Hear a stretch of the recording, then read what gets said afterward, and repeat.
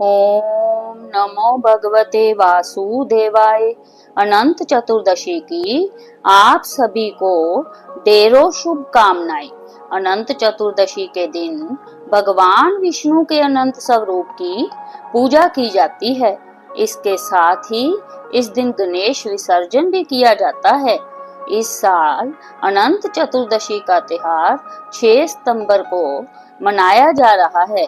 इस दिन लोग पूजा के बाद अपनी बाजू पर अनंत सूत्र बांधते हैं। इस सूत्र में 14 गांठें होती हैं। इस त्योहार पर कई जगह धार्मिक झांकियां भी निकाली जाती हैं। पौराणिक मान्यता अनुसार महाभारत काल से अनंत चतुर्दशी के व्रत की शुरुआत हुई थी। आइए सुनते हैं अनंत चतुर्दशी की व्रत कथा। एक बार महाराज युधिष्ठिर ने जब राजसूय यज्ञ किया, उस समय यज्ञ मंडप इतना मनोरम बनवाया कि जल और थल की भिन्नता प्रतीत ही न होती थी। जब टहलते हुए दुर्योधन उस यज्ञ मंडप में पहुंचा तो अचानक कुंड में गिर पड़ा।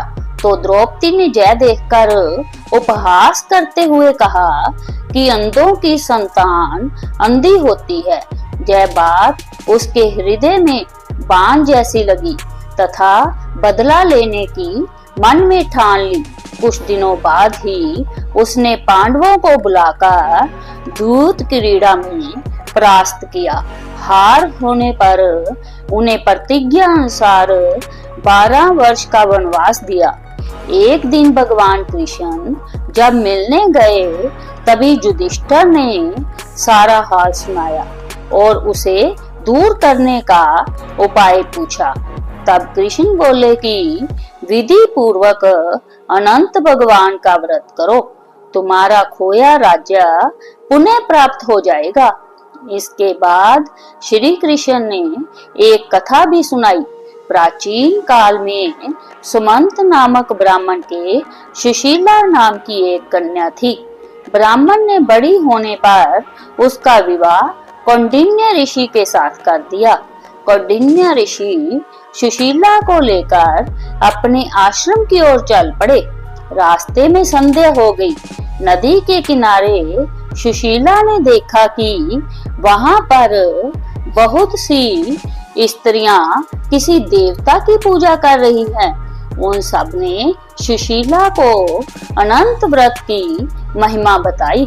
सुशीला ने यही उस व्रत का अनुष्ठान किया और 14 गांठों वाला डोरा हाथ में बांधकर ऋषि कौंडिन्य के पास आई। कौंडिन्य ने सुशीला के हाथ में बंधे डोरे का रहस्य पूछा। सुशीला ने सब हाल कह सुनाया। कौंडिन्य ने डोरा तोड़कर अग्नि में डाल दिया। इससे भगवान अनंत का अत्यंत अपमान हुआ।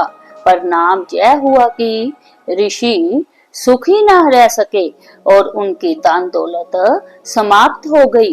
तब उन्होंने सुशीला से इसका कारण पूछा तो सुशीला ने अनंत डोरे की याद दिलाई। कौंडिन्य पश्चाताप से दुखी हो उस डोरे के लिए वन में चले गए। वन में काफी दिन घूमते घूमते वे एक दिन भूमि पर गिर पड़े। तब अनंत भगवान ने उन्हें दर्शन दिया और बोले, हे कौंडिन्य, तुमने मेरा तिरस्कार किया था, उसी से तुम्हें इतना कष्ट भोगना पड़ा।